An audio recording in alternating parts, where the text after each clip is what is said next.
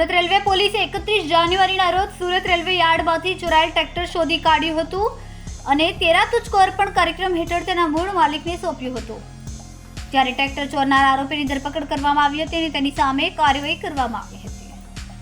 Vadodara railway police અધિક્ષક સરોજ કુમારી અને Surat railway police inspector H D. વ્યાસે જણાવ્યું કે ટ્રેનો અને રેલવે પરિસરમાં ચોરીની ઘટનાઓ પછી મુસાફરો તેમજ વ્યક્તિઓને તેમનો સામાન પરત કરવા માટે રેલવે પોલીસ દ્વારા તેરા તુझको અર્પણ કાર્યક્રમ ચલાવી રહી છે.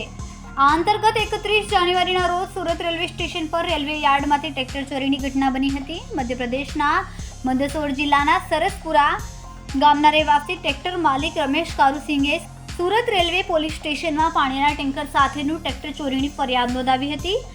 રમેશ રેલવે યાર્ડમાં લેબર કોલોનીમાં રહેતો હતો અને કામ કરે છે. આ ઘટનામાં રેલવે પોલીસ ઇન્સ્પેક્ટર એચ.ડી. વ્યાસના માર્ગદર્શન હેઠળ પોલીસની ટીમ પેટ્રોલિંગમાં હતી. દરમિયાન આરોપી સુરજમલ ધનરાજ મીણાની ધરપકડ કરવામાં આવી. રેલવે પોલીસે તેની પાસેથી કુલ 8.15 લાખ રૂપિયાનો મુદ્દામાલ જપ્ત કર્યો, જેમાં 7.45 લાખ રૂપિયાનું ટ્રેક્ટર અને 70,000 રૂપિયાનું પાણીનું ટેન્કર હતું.